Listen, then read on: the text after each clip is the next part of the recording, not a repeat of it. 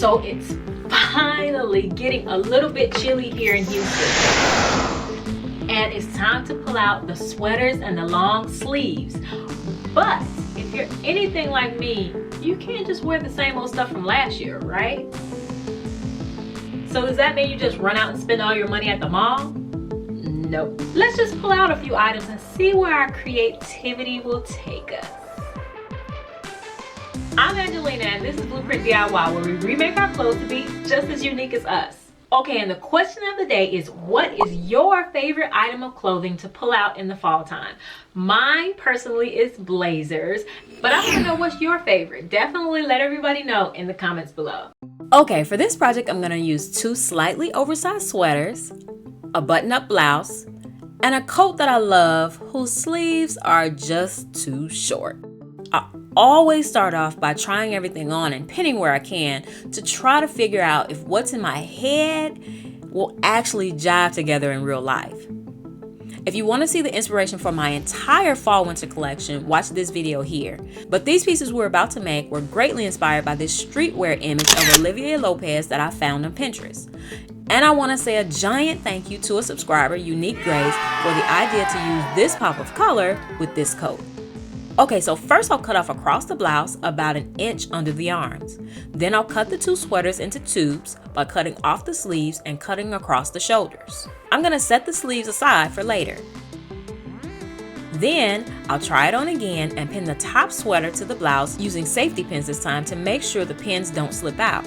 I'll also pin the back together to see how much of the sweater I actually need and how much I can cut off on the sides. Then I'll take it off and measure that excess portion in the back. I have about 8.5 inches in excess, so I'll divide that number in half and cut 4¼ inches off each side. Then I'll serge the bottom edge of the blouse. If you don't have a serger, you can just do a double turn hem. And I'll also sew down the side seams just about 3 or 4 inches down. I'll turn it inside out before sewing, of course. I'll also serge those edges. Quick tip, if you're cutting sweater material, you can add a zigzag stitch at the edge to keep it from fraying if you don't have a serger. Now I'll stretch and pin the sweater to the blouse and sew it down with a blind seam because I really don't want the seam to be visible. My hand stitching game is not the best, but for this application I'll just use a needle and thread to sew the 2 pieces together by only grabbing the inside of the sweater material with the needle. And it's best to use matching thread. So this is how it turned out. It's decent and it'll definitely work for now. So I'll cut off the sweater right underneath the arms because I really want to use as much of the length of these sweaters as possible. Now I'll take the second sweater and cut it off on the sides to match the width of the first sweater. I'll also cut it off right underneath the V-neck. Then I'll sew down the 2 sides and serge the edges. Now I'll sew the top and bottom pieces together, making sure to match the side seams. Make sure to stretch the material as you sew so that it will stretch when you're trying to get into it. Now I have this horrible trapezoid shape, so I'll just turn it back inside out and sew down the side seam so that I'll have just a little gentle curve at the hip area rather than a sharp angle. Because we're working with sweater material, this project is very forgiving, perfect for sewing renegades like us. Okay, so this is much better, but it's the small details that make something look designer, and I really need to make a better connection between the 2 sweaters. So I'm gonna add this little yarn detail at the connection. I'll use a large needle and some white yarn and go through from underneath and back down.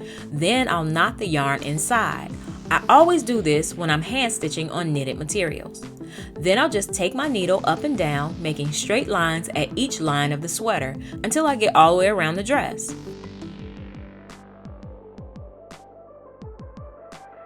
And this is how it turned out. I really love how this one little detail makes such a big difference. And of course, I'll show you the whole dress at the end. For now, let's make a matching coat to go with the dress. I'll take the sleeves from one of the sweaters and add zippers. I'm going to add pins at the side seam of each sweater sleeve to show how much I want to open up the seam for the zipper. Sweater sleeves are generally joined together with a matching thread, so it's hard to see, but if you pull the seam apart, you can cut a piece and begin to unthread it. Once you're done, the remaining edges should still be intact. Now I'll pin my zipper inside and sew it down using the zipper foot. Okay, here it is, but I opened up the sweater seam a little bit too much. So I'm going to use matching thread and just sew it back closed by hand. Okay, with all this hand sewing I've done, I'm really not in the mood for taking this coat sleeve apart. So I can hand sew the sweater sleeve to the inside of the coat sleeve, or I can just grab the edge of the lining and sew the edge of the sweater to it with my sewing machine. Of course, I chose the sewing machine. Then I went back with a really quick hand stitch to sew the edge down to the inside batting to keep it from pulling the lining down too far on the sleeve. Turn it right side out and we're done. Whew.